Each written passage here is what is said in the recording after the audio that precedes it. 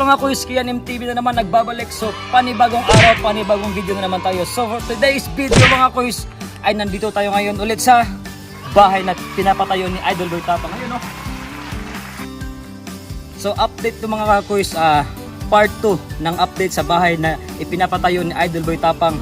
Kung naalala nyo, nag-vlog na ko dito, part 1. So ito na yun mga kuys, ang part 1 na in-update ko sa bahay ni Idol Boy Tapang mga kuys. Ito na yung mismong lugar na pinapatayo ni Idol Boy Tapang. So yun mga kuys, yung makikita nyo ay puro palang kahoy yung mga nakalagay dyan. Yan, no? Sa buwan ng March. Worth 4.5 million. So ito yung lawak. Yan. Yan. Doon.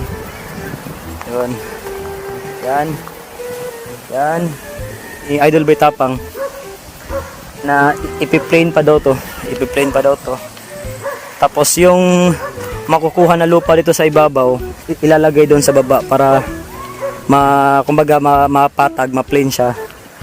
So ayun, nakita nyo naman sa video ni Idol Boy Tapang na ano kaganda yung ano bang tawag doon? Yung bahay niya, yung disenyo ng bahay niya. Ayun, tapos yung may 4 na kwarto, ganon. So grabe, talagang na-inspire pa kami lalo na mag-vlog, magsumikap para para siguro soon. So after 7 months mga kuys ay binalikan ko ang bahay ni Idol Boy Tapang para sa update ng ating part 2. So ito yung part 2. So tara mga kuys, pasukin na natin. Kasi ito na yung update, no? So ito na yung kumbaga sala ni Idol sa bahay niya. Ito, sobrang laki. At yun, sobrang laki ng pinagbago mga kuys, kasi nung last na napunta ako dito is mga kahoy pa to. Pero ngayon may mga hollow blocks na. Tapos yan, no. Tapos yun yung mga nagtatrabaho sa bahay ni Idol. So ayan. So ito nga pala yung studio room ni Idol o editing room ni Idol Boy Tapang dito. So grabe. So abangan nyo mga kuys pag natapos to. Grabe, sobrang ganda. Kahit hindi pa tapos, manghang-mangha na ako. May kayabangan to. So doon naman tayo mga kuys. Hello kuya. So nakikigulo lang tayo dito habang nagtatrabaho sila. Kilala kong kaliskis mo, oy. Ito yung Master Bedroom. Master Bedroom.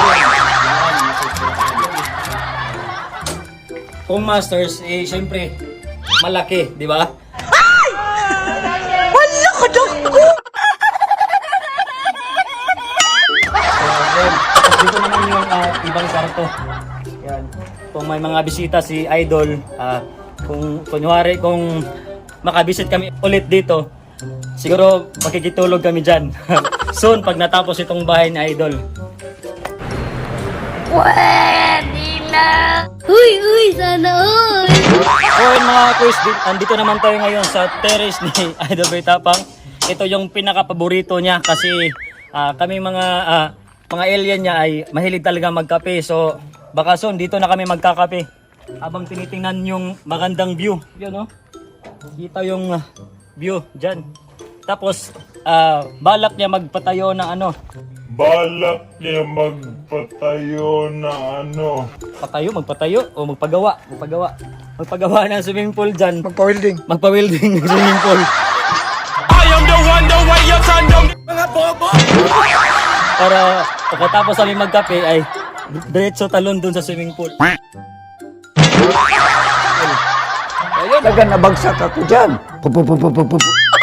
Ayun, grabe. Gago! So yun mga kuys, dito naman tayo ngayon papasok sa kwarto nila. So medyo challenging yung pagpasok natin dito. Yan. So ito yung isang bahagi ng kwarto. Tapos dyan naman yung isa. Tapos itong tinatayuan natin mga kuys ay sabi ni kuya ay dalawang CR. Pambabae at panglalaki. Doon. So, yun lang mga kuys, grabe talagang nakaka-inspire si Idol. Siya talaga yung rason na gumagawa din ako ng mga videos kasi isa siya sa inspirasyon namin na parang magsumikap sa buhay para baka soon, law of attraction, makakapagpatayo din tayo ng ganitong bahay na pinapangarap natin sa ating pamilya o di kaya kung sa ating sarili mismo pag tayo ay magse-settle down na. So, ayun lang mga guys. Kuya, maraming sabi.